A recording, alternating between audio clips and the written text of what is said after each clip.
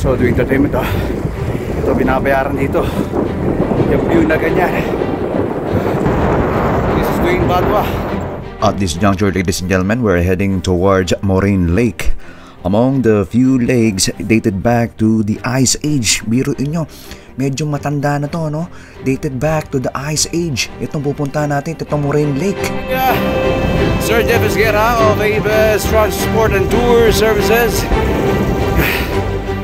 At lingid po sa kalaman ng iba, no? Ito pong Moraine Lake ay naging top tourist destination dito sa Banff, Alberta, at ito po ay popular hiking destination dito rin, of course, sa Alberta, Canada.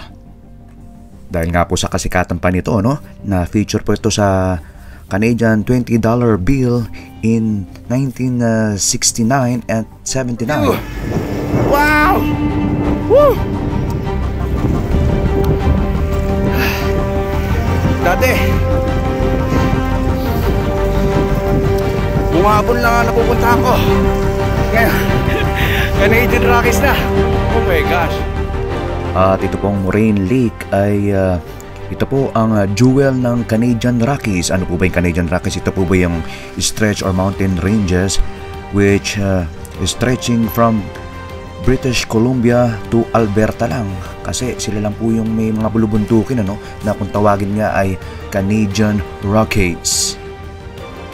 And speaking of rocks po, ladies and gentlemen, given that this is Canadian Rockies, ang literal meaning po ng moraine is a mass of rocks or pile of rocks, given also na ito po yung mga rocks nito galing sa taas ng bundok ito, at nagpadulas dito sa mga glacier patungo dito sa ibaba ng river, kaya nabuo itong pile of rocks, kaya natawag itong Moraine Lake, pile of rocks lake.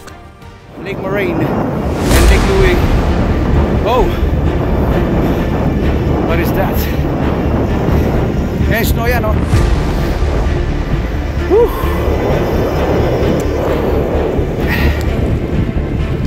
That's not Mount Everest. That's Canadian Rockies. Section of the Canadian Rockies.